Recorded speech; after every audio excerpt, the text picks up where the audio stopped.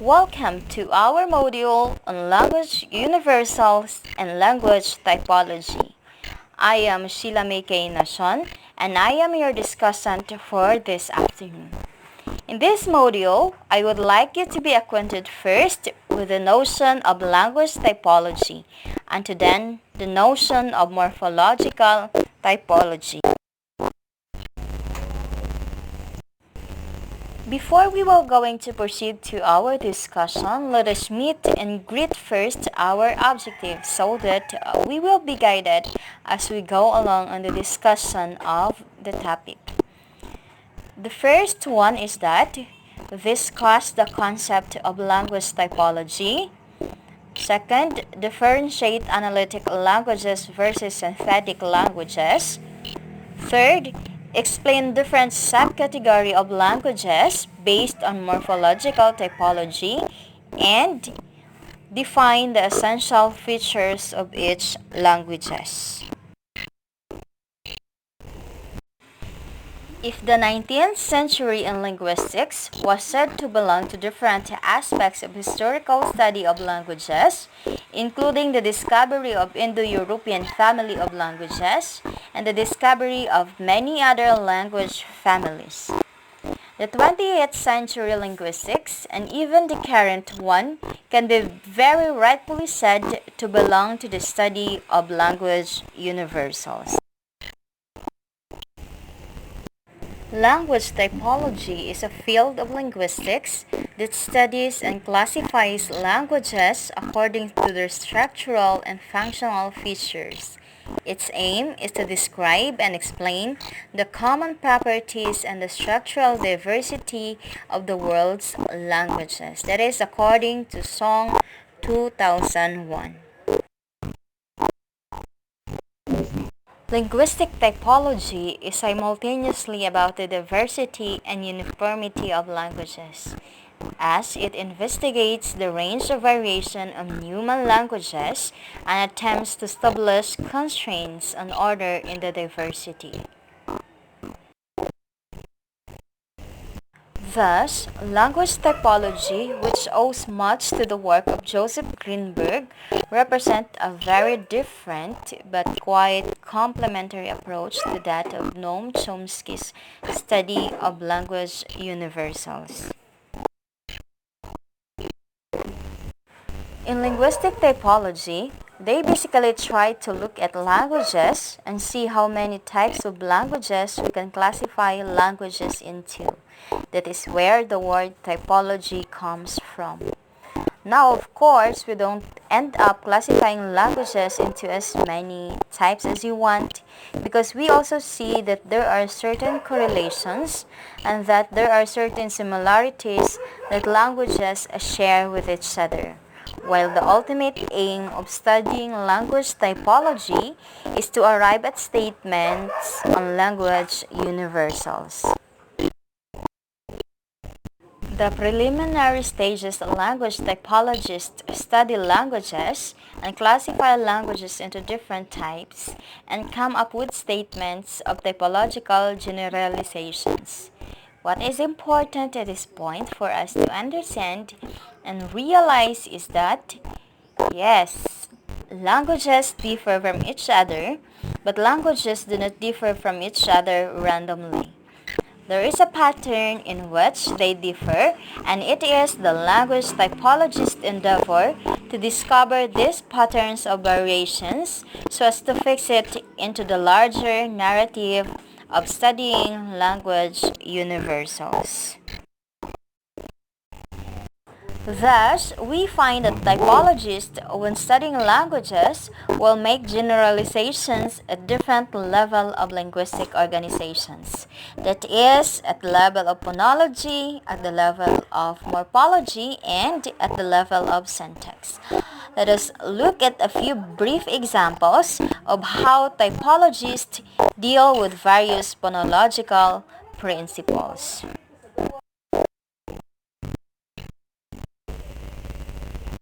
When studying phonological aspects, typologists look at various kinds of phonotactic principles like the structure of syllables. Now, globally we know that syllables can be either open or closed. So, that becomes a typological parameter for study. That is, do languages prefer to have open syllables, that is, syllables which have no coda, or languages allow codas to occur? And it has been found universally that languages have a preference for not having any coda. Languages militate against the use of coda, even with borrowed words, converting these borrowed words according to the phonotactics of the borrowing language, which sometimes does not allow closed syllable to occur in the language. Another example that we can think about in terms of the phonotactics, where typologists find variation but systematic variation, is in the presence or absence of consonant clusters in languages. Or when we talk about the presence or absence of syllabic consonants in languages, now we know that the nucleus of a syllable is occupied by a sonary sound. In languages like English would allow sonary sounds of varying degrees to occupy the syllable peak or the nucleus, thus orderly allowing vowels to occur in the nucleus, positional preserver, but also allowing other sonorist elements like the nasals and laterals, as well as the nucleus, the something in syllabic consonant in these languages. But do all languages allow this? That is the question that the typologist would like to inquire. That they find that most languages in the world do not allow syllabic consonants, and that the syllable peak is only permitted to be occupied by vowel sounds. Other instances of studies where the typologists find variation, but variations within a systematic pattern are regarding the assignment of stress. So we find that certain languages are sensitive to weight when assigning stress weight of syllables, and some languages are not sensitive to the weight of syllables when assigning stress. And of course, languages also differ in terms of what is counted as contributing to the weight of the syllable when deciding by the weight. Sensitivity is a feature of a language or not. Talking about morphological features, we can see that there are languages that differ in terms of the presence versus the absence of the affixes in the presence of bound grammatical forms. We also find that languages may differ with respect to how they represent grammatical features like case or tense or negation. There are languages in the world where a case relationship between a noun and a verb, or a relationship between a noun and a noun, is actually expressed with the help of bound affixes. But there are also languages which express them in the form of independent words. The same is true with the representation of time. Tense in many languages that you know of is expressed in a form of bound grammatical inflectional affix. But you should not be surprised to find that there are languages in the world which express such grammatical relations also with the help of independent words. In the domain of syntax, typologists study various kinds of grammatical constructions and grammatical types for the different types or classes. So these are the following: negation, question formation, subordination, relativization, reciprocality, and indefiniteness. These are all different syntactic processes that have resulted in linguists finding variation in the way languages code for them. Thus, we can find that There are languages which allow negation to appear as independent words, and there are languages where they appear as bound affixes, and there are languages where they also appear as clitics.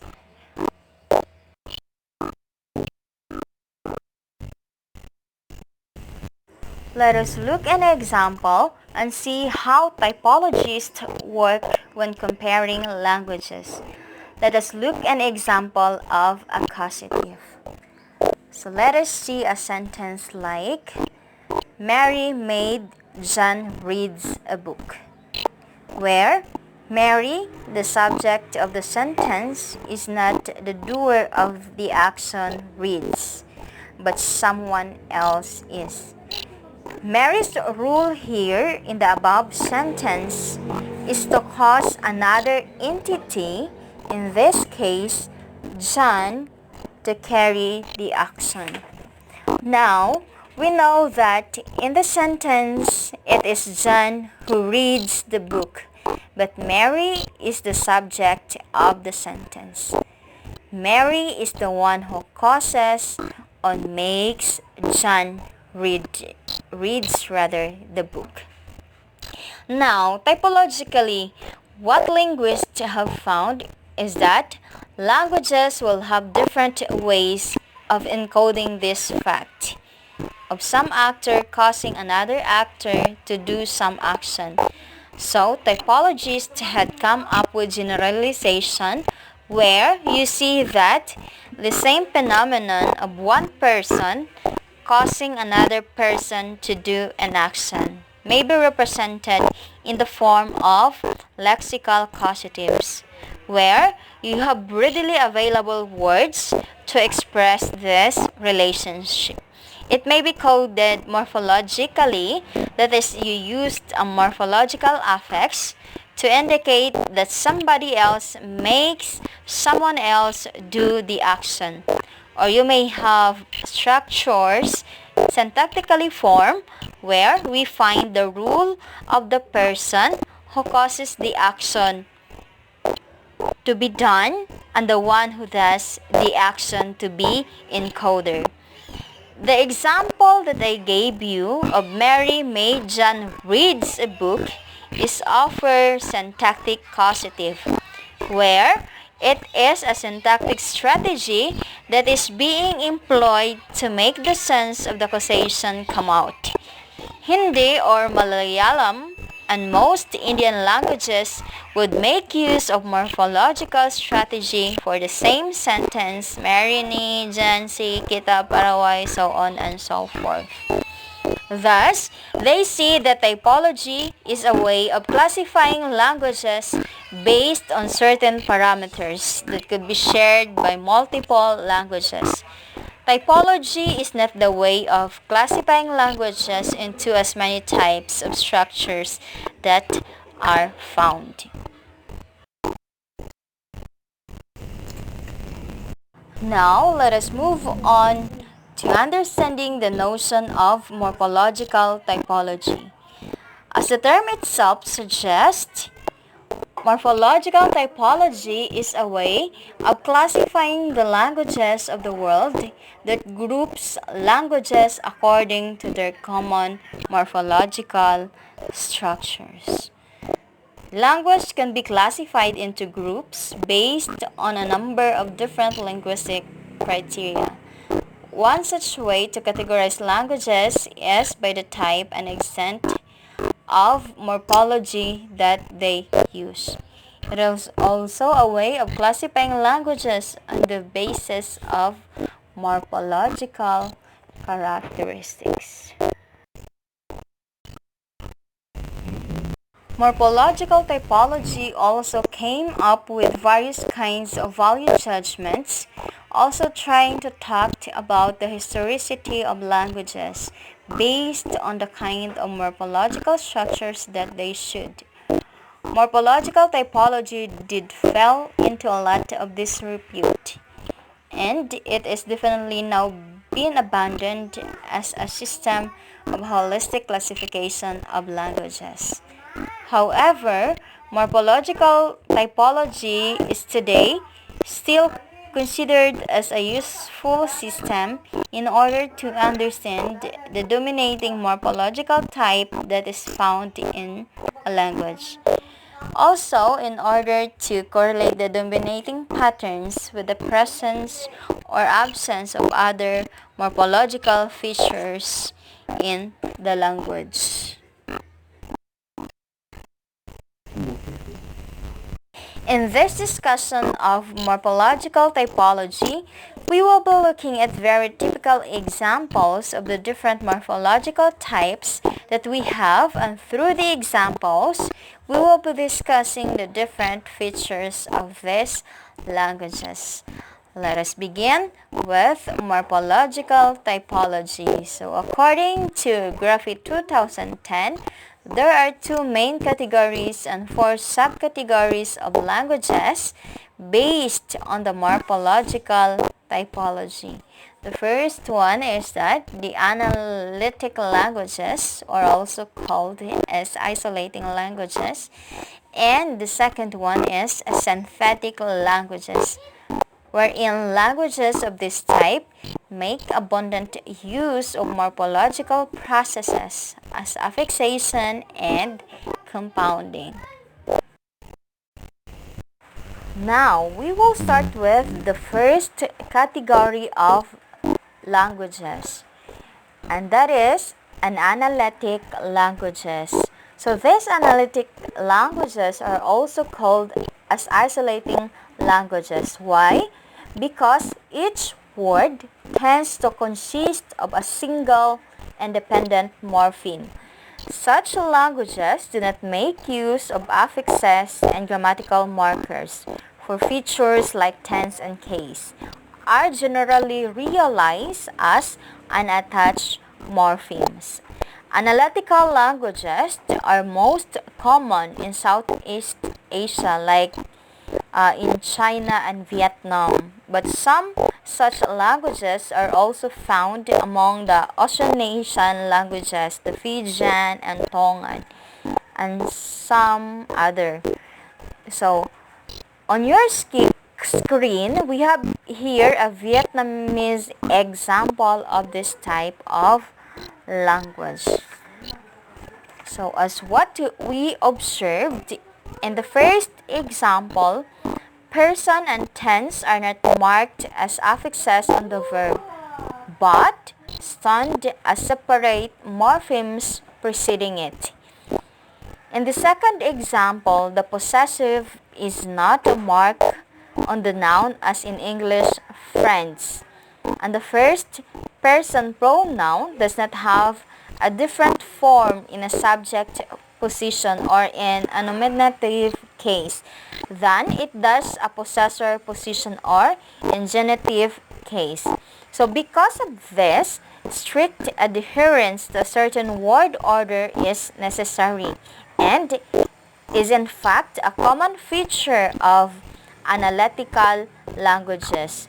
If case and other grammatical functions are not marked on words, then only order can assure the correct interpretation. So, in the second example above, the order of house and friend determined which possess the other.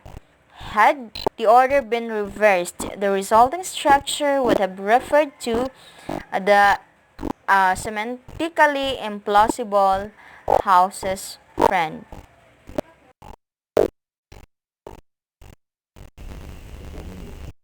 Another example comes from Fijian, in which strict adherence to a verb, object, and subject word order allows for the correct interpretation. However, some isolating languages do not mark subjects and objects, though they do so through the use of separate morphemes rather than affixes. Tongan employs such markers before the noun, that bolded in the example. as what you can see on the screen. So therefore, it can be seen that while isolating languages make little use of some morphological processes, they are nonetheless quite capable of showing grammatical relationships. However, some isolating languages do not mark subjects and objects, though they do so through the use of separate morphemes rather than affixes. Tongan employs such markers before the noun, that bolded in the example, as what you can see on the screen. So therefore, it can be seen that while isolating languages make little use of some morphological processes, they are nonetheless quite capable of showing grammatical relationships. Synthetic languages differ from analytic ones in that they string several morphemes together into multimorphemic words. Language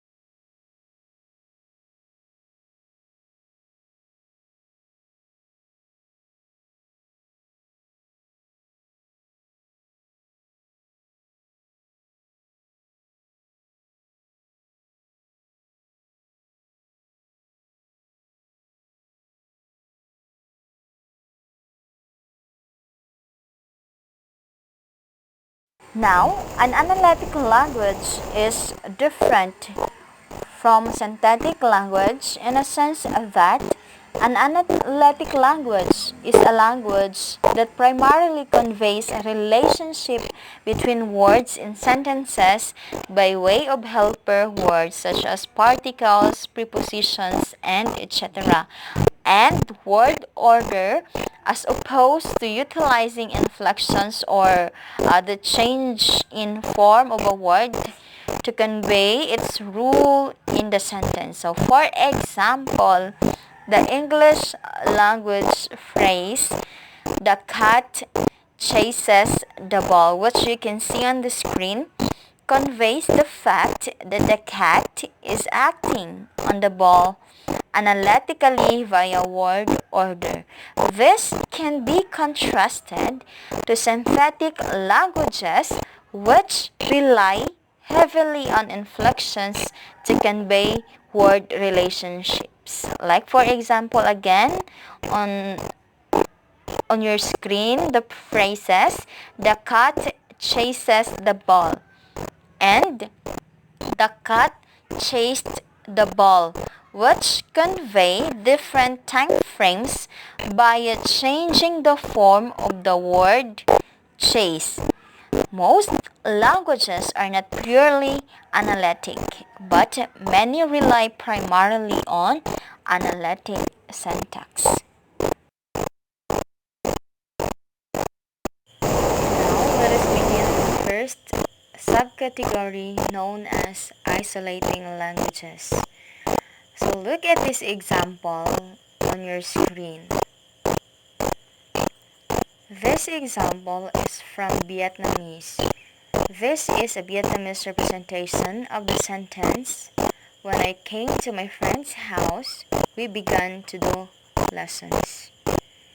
Now, as you would notice, there are various kinds of grammatical phenomenon that is expressed in the English translation of this sentence. So, for example, we can find the structures like came, which is a combination of the past tense with the word come. We can also find the word like begun, which is also a combination of the past tense with the word begin.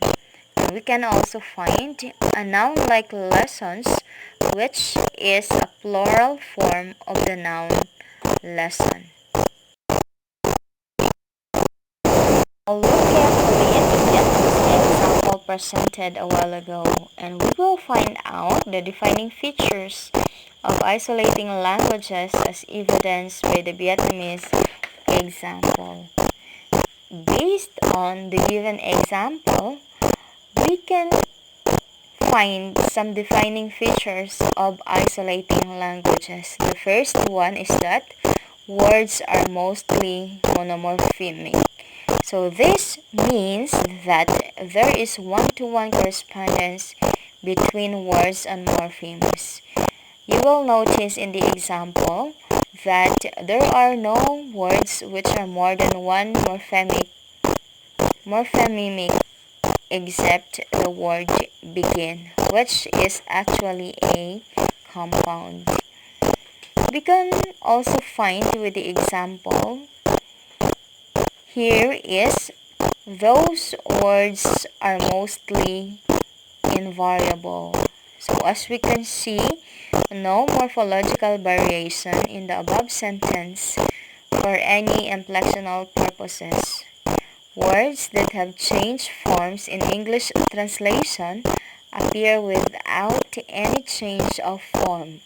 So the word come, for example, the word begin or the word lesson appears as it is. And our third defining feature that we can find in isolating languages is that most words are monosyllabic. So here we will hardly find any words in the given Vietnamese example which is made up of more than one syllable. And that is something that happens with most isolating languages with more than a chance frequency. Vietnamese is a typical example of an isolating language. We also have other languages in Southeast Asia, also Chinese, which follows an isolating structure. So, do you remember the caveat that we said in the beginning? That no language will be fully of one morphological type. We will find instances in the language where an isolating language may show features of an agglutinating language or any inflectional languages. But the most dominating pattern is that of isolating languages in these languages. The second subcategory is agglutinating languages, which refers to those processes in which the words can be decomposed into a sequence of morphemes. Agglutinating languages are languages where we have a root which is followed by multiple affixes with a lot of ease in the separation of these affixes. Now let us look at an example of a partial paradigm of a verb drink from Malayalam, which is predominantly an agglutinative language. The examples that appear on your screen are taken from Dravidian language, Malayalam. You can see that the first example is that of the root word for drink, kudi. What you find in the following examples after that is the different kinds of affixes, including many stem extenders, tense markers like future and past, negative markers, conditional markers, concessive markers are all attached to the word with the form of the word becoming longer and longer. The second subcategory is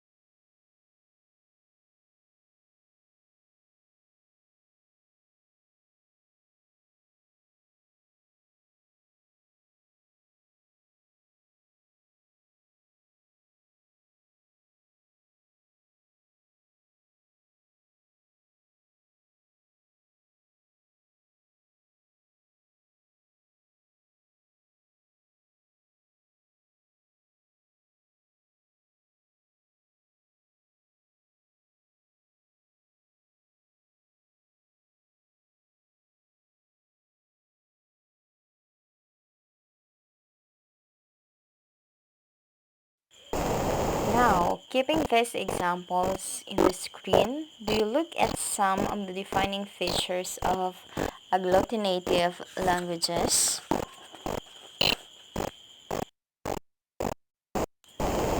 Let us now look at some of the defining features of these languages as evidence from the given examples.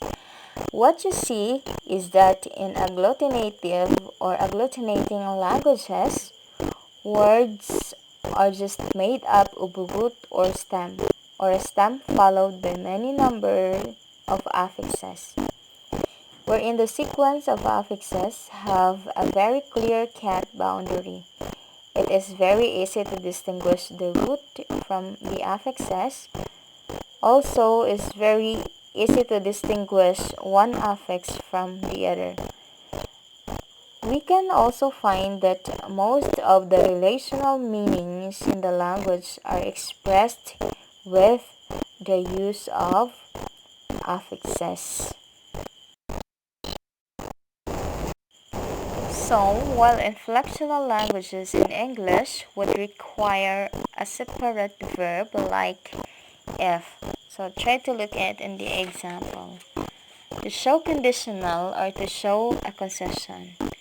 Dravidian languages can very easily use affixes as part of the word to convey these relational meanings of condition, concessionality, and the like. So, what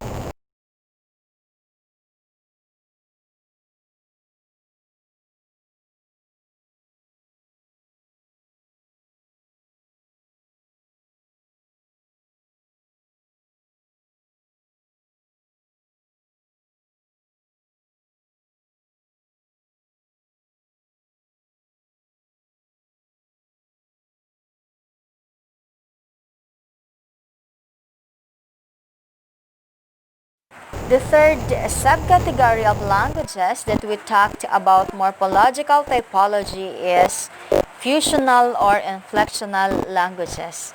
Fusional or inflectional languages, just like the agglutinative languages, we find that many grammatical relations like that of number of tense are expressed with the help of affixes. But how they become different from agglutinative languages is that inflectional languages sometimes allow the same physical morph to express more than one morpheme, resulting in put one, two morphs, which also makes it sometimes difficult to separate and distinguish each affix from the other. They also find in inflectional languages instances of syncretism or even instances of suppletion. Now, what is this suppletion refers to? Suppletion refers to form of like, good, better, and best, where we know that good, better, and best are related to each other, but better and best have nothing to share with the root form of good. On the other hand, syncretism refers to phenomenon where grammatical distinctions like that of past tense and past participle in sentences like he walked home after the class, he has walked to the tea shop after, has no distinction between the past tense form and past participle form. Look at now the example on your screen for fusional languages. So what you see here is a paradigm drawn from Sanskrit for the noun balak, which means boy. So now, when you look at the different forms of balak in singular, dual, and plural in different cases like nominative, accusative, agentive, and the like, you will notice these very important defining features of fusional languages. As what I have mentioned a while ago, They share with agglutinative languages the property of expressing relational meanings with affixes. So, you have regular, dual, and plural expressed with the help of affixes in balaka, balakayu, and balakaha. However, the difference from agglutinative languages is that it is sometimes very difficult to separate the affixes from each other, representing different morphemes. Why? Because we find them in a fused form. So look at again the example. We have expressions like balakabiam used as agentive, benefactive, and ablative. We also have difficulty in therefore knowing whether a form like balakabiam should be considered agentive, benefactive, or ablative. This is what we had earlier referred to as syncretism. That is, words which perform different grammatical functions have no difference in their physical shape. And thus, we do not know whether balakabiam is considered as a benefactive, agentive, or as an ablative.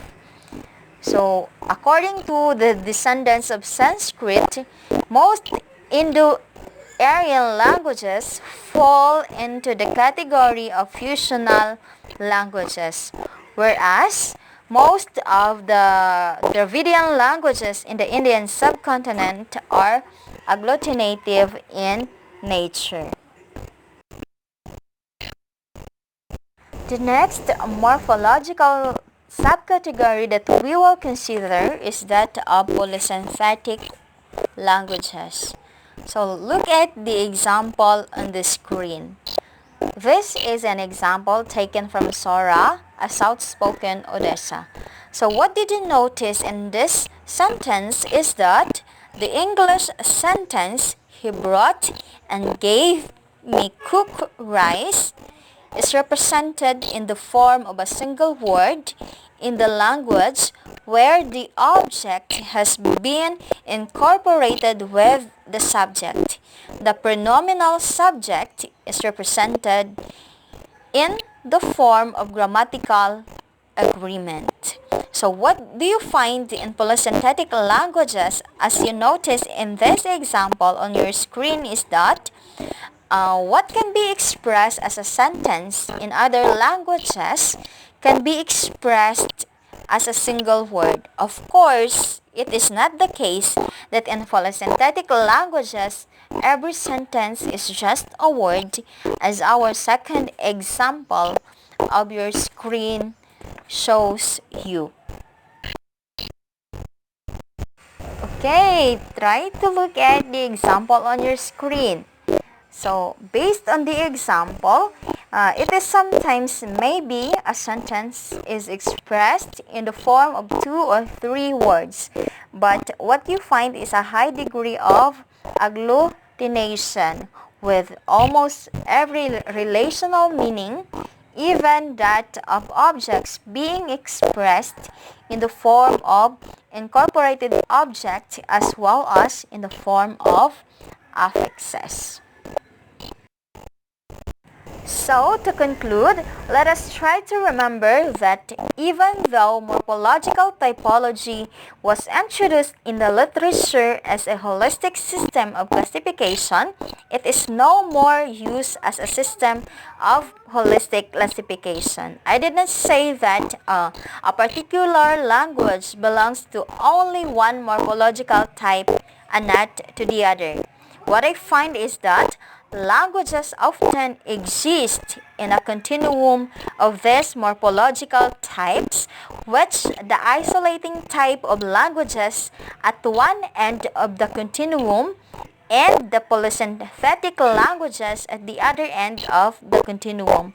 And it is also interesting that historically and ironically, they see that languages also sometimes move from one dominant morphological type to other dominant morphological type. So that ends my topic Once again, I am Sheila May Nason. Thank you and may God be praised.